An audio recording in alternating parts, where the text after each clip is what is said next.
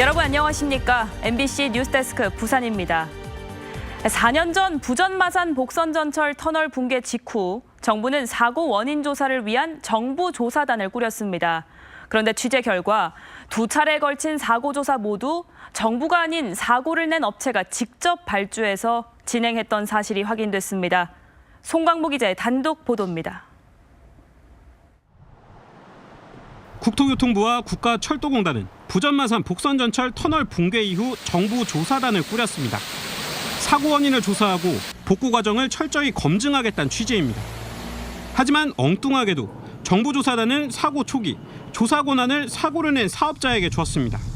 이런 사실은 당시 국정감사에서도 질타를 받았고 그 회사가 선정한 학회에 조사를 맡겼습니다. 처음부터 공정성에 대한 문제가 제기되었습니다. 그렇지 않습니까? 네, 그런 측면이 있습니다.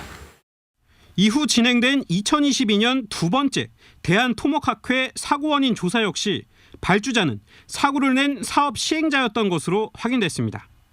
사고 책임 소재를 규명할 중요한 근거 자료를 붕괴 사고 당사자가 두 차례나 직접 돈을 내고 셀프 조사한 셈입니다.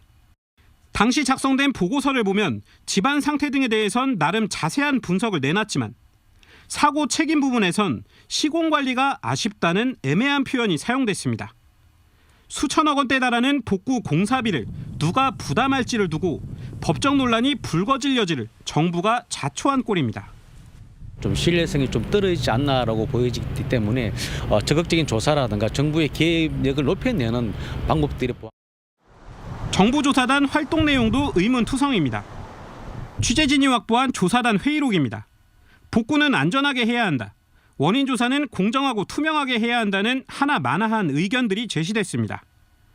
하지만 복구는 예정보다 3년이나 더 걸렸고 피난 통로는 이제 와서 위험에 못 짓겠다는 황당한 상황에까지 이르렀습니다. 취재진은 국가철도공단에 조사단의 직접 조사가 있었는지, 사업자가 사고 원인 조사를 직접 발주한 이유가 무엇인지 수차례 확인을 요청했지만 답변을 피하고 있습니다. MBC 뉴스 송강모입니다.